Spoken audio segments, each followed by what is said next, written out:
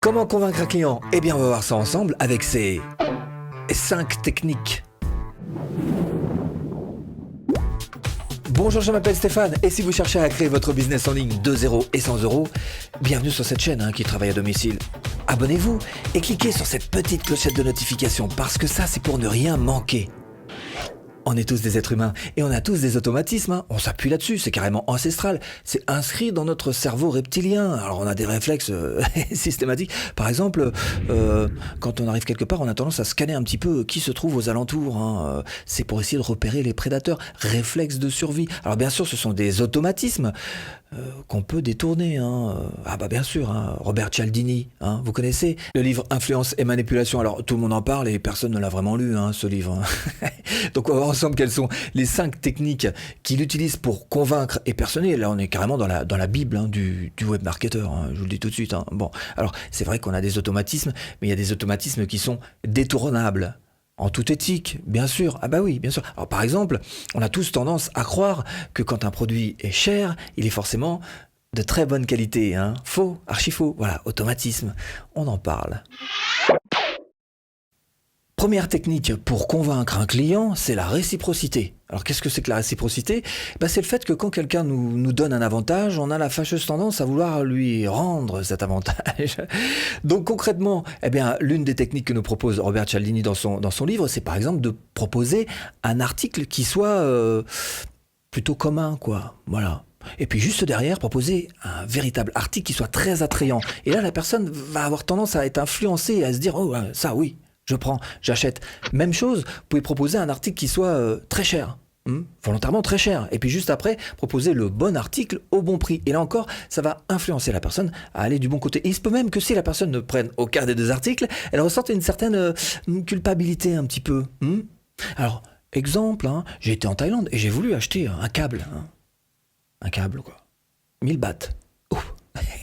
Et je dis, ouais, peu cher, Alors elle est revenue, la dame, elle m'a proposé un autre câble, pratiquement le même, 300 bahts. Ah voilà, j'ai dit voilà, là j'achète votre câble 300 bahts. Bon, il a fait 15 jours, mais enfin elle est contente, elle a vendu.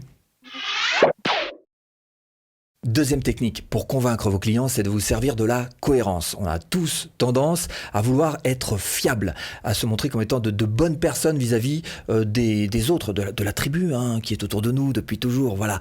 La cohérence, en fait, c'est je vais tenir ma promesse, quoi, en gros, pour faire tout à fait simple. Alors, ce sont des choses sur lesquelles vous pouvez vous appuyer. Il y a une grosse société américaine qui, il y a bien longtemps, a fait carrément signer tous ses employés, noir sur blanc, à contrat, comme quoi ils allaient faire leur maximum pour faire augmenter le chiffre d'affaires de leur société. Devinez quoi ?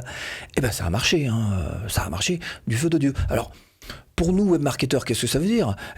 Dans ce principe donc de cohérence, on va demander des engagements qui sont de plus en plus grands au fur et à mesure qu'on avance sur le chemin avec notre personne qui va devenir client. Alors vous pouvez demander ça, et puis après ça, et puis après bouffer le bras.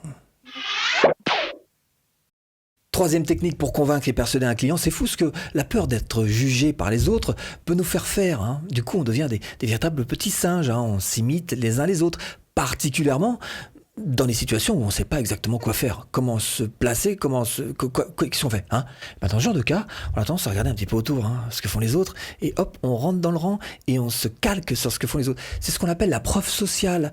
La preuve sociale, c'est juste surpuissant. Par exemple, on peut même soigner des enfants avec ce genre de choses. Il y a des enfants qui ont quelquefois un petit peu peur des chiens, on leur montre à la télévision d'autres enfants qui caressent des chiens, avec lesquels ça se passe super bien, et ça les influence, et ça les fait devenir moins craintifs. Alors vous allez me dire, pour moi, webmarketeur, qu'est-ce que concrètement ça veut dire cette histoire de preuve sociale ? Preuve sociale, ça peut être tout simplement, alors si vous avez un restaurant dans la vie réelle, la queue qu'il y aura juste devant votre restaurant, c'est la meilleure preuve sociale que vous puissiez avoir. Si vous faites, un produit sur Internet, des témoignages. Les témoignages, c'est une excellente preuve sociale. Autre chose, le phénomène d'identification. Vous connaissez cette phrase ? Qui se ressemble, s'assemble. Dans les années 50, il y a une boîte qui l'a très bien fait, une boîte en plastique, c'est Tupperware. En fait, ils ont trouvé l'idée, c'est-à-dire que les femmes se réunissaient chez elles pour, bien sûr avec des qui se ressemblent s'assemblent, hein, et pour se vendre les unes aux autres des Tupperware. Bah croyez-moi, ça en a fait un paquet de Tupperware de vendus. Hein. Donc sachez-le, c'est important ce phénomène d'identification pour savoir un petit peu comment vous allez vous présenter aux autres, parce que selon que vous allez vous présenter, alors j'aurais pu me la jouer en face de vous, costard cravate, ouais, marketeur international, multimilliardaire, et ben ça aurait pas été la même chose que ou pas, hein, voilà, simple, naturel. Convaincre et persuader. 4. L'autorité supérieure. La preuve d'autorité. Technique importante. Ça rejoint un petit peu ce que je vous disais d'ailleurs tout à l'heure, à savoir que l'habit fait le moine. Ah, tout à fait. Là, je vous confirme que, par exemple, tiens, on a un excellent exemple d'un film qui tiré d'ailleurs d'une histoire vraie, qui n'est autre que Arrêtez-moi si vous pouvez. Catch Me If You Can avec Leonardo DiCaprio, qui un coup est médecin, un coup est avocat, un coup bref, et là va passer tous les barrages grâce à l'habit. L'habit fait le moine. Donc, et qu'encore une fois, j'aurais pu venir devant vous habillé autrement, hein.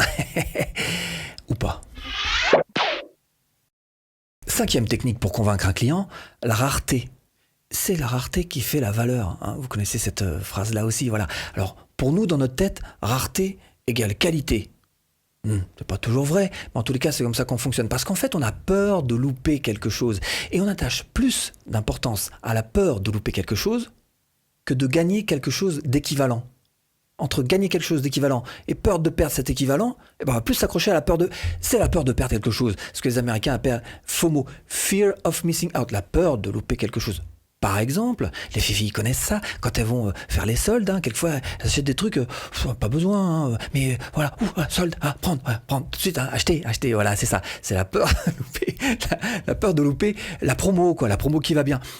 Autre chose un petit peu plus sérieuse, c'est qu'il y a des révolutions qui sont nées par le passé sur le fait qu'on ait privé les gens de quelque chose subitement et quelque chose de fort, alors que en fait retirer petit à petit les choses au fil du temps, un petit peu, ça passe beaucoup mieux dans nos esprits. Alors bien sûr, si vous cherchez à booster vos ventes, à faire en sorte que vos ventes deviennent plus faciles, ce que je vous propose tout simplement, c'est de cliquer là pour aller un peu plus loin. Bon, j'espère vous avoir un petit peu aiguillé dans cette botte de foin. Je vous dis à bientôt en vidéo.